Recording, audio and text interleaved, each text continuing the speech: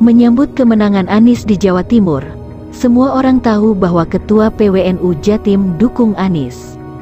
Walaupun tidak diungkapkan secara eksplisit, kalau Ketua PWNU sudah dukung Anies, maka warga Nahdien Jawa Timur akan banyak yang merapat ke Anies. Ini juga akan berpengaruh pada arah dukungan warga Nahdien di Jawa Tengah dan wilayah lain. Kalau sambutan terhadap Anies di Jawa Timur besar, ini tanda bahwa Anies akan jadi presiden. Kalkulasi survei, jika Anies dapat 45% saja di Jatim, maka Anies menang, apalagi lebih dari 45%. Diprediksi, Anies bisa memperoleh suara di Jawa Timur lebih dari 50%. Dari mana kalkulasinya? Jatim itu basis NU, suara NU bergantung pada ulamanya. Para ulama NU yang di pemilu 2019 mendukung Jokowi sebagian telah beralih ke Anies.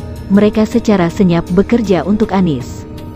Saat pendaftaran Capres-Cawapres tanggal 13 Oktober nanti, lu baru tahu siapa-siapa ulama pendukung Jokowi yang ke Anies. Saat itulah mereka akan muncul dan berani terang-terangan. Gelombang massa yang menyambut Anies di Jawa Timur selama 3 hari ini, itu bagian dari kerja mereka. Senyap, mereka ada di belakang layar. Saat Pilpres 2019, Prabowo tidak mendapatkan sambutan sebesar itu. Ini boleh lu baca sebagai tanda dan optimisme kemenangan Anies di Jawa Timur. Ulama yang di Pilpres 2019 mendukung Prabowo, hampir semua beralih ke Anies. 3 hari ini jadi pembuktian, kedatangan Anies ke Jawa Timur disambut massa yang gegap gempita. Anies disambut berjubel massa di Bandara Juanda, hingga puluhan ribu di Masjid Al-Akbar. Masjid Al-Akbar adalah masjid besar masyarakat Surabaya yang lokasinya persis di depan kantor PWNU Jawa Timur. Semua orang tahu bahwa Ketua PWNU Jatim dukung Anies, walaupun tidak diungkapkan secara eksplisit. Kalau Ketua PWNU sudah dukung Anies, maka warga Nahdien Jawa Timur akan banyak yang merapat ke Anies. Ini juga akan berpengaruh pada arah dukungan warga Nahdien di Jawa Tengah dan wilayah lain. Anies bukan hanya disambut kaum santri di pesantren-pesantren, tapi juga para pimpinan media. Mereka minta waktu khusus kepada Anies untuk menjelaskan berbagai isu berkaitan dengan dirinya, termasuk apa desain negara masa depan yang ada di gagasan dan pikiran Anies. Lu baca hasil wawancara dengan para pimret itu, cukup menarik. Sambutan warga Jatim terhadap Anies ini sangat fenomenal. Apalagi, kalau Anies ambil wakil dari NU atau Anies didukung PKB. Selesai, para kiai Jatim sudah menyodorkan nama dari sejumlah tokoh NU untuk dijadikan wakil Anies.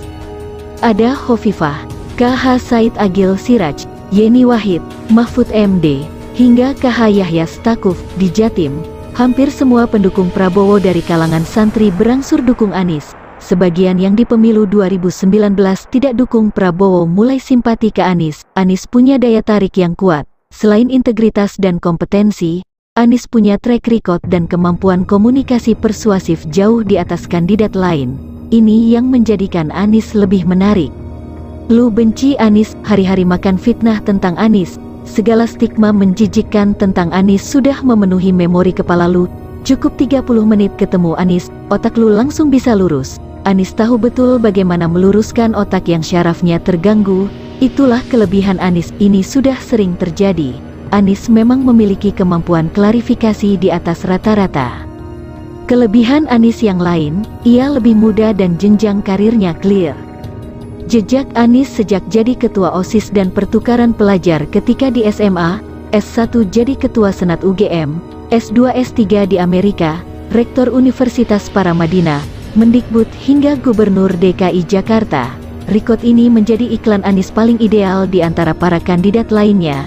Ini jadi branding yang paling laku, maka segala upaya menyerang Anies agak kerepotan, karena rekam jejak Anies begitu clear dan menarik. Lu bandingin Anies sama siapa coba?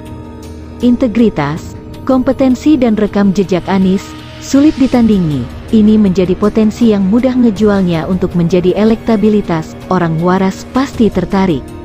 Kerja Anies nyaris tinggal merapikan Jawa Timur saja. Di luar Jawa Timur, seperti di Jawa Barat, Banten, DKI Jakarta, Sumatera, Sulawesi dan Kalimantan, suara Anies tertinggi. Tinggal menundukkan Jatim, beres. 3 hari ini sedang dimulai. Jateng, 30% saja Anies dapat suara di Jateng, sudah menang. Apalagi kalau Anies gandeng cawapres dari NU atau PKB dukung Anies, elektabilitas Anies bisa di atas 40%. Pilgub Jateng 2018, Sudirman Said dapat suara di atas 40%, salah satunya karena menggandeng Fauziah dari PKB. Jika lawan Anies Puan Maharani dan Prabowo, maka Anies bisa dapat suara di atas 50% di Jateng. Warga Nahdien ke Anies, Abangan ke Puan dan Prabowo. Survei detailnya, googling aja. Coba survei 3 nama, Anies Baswedan, Prabowo, dan Puan.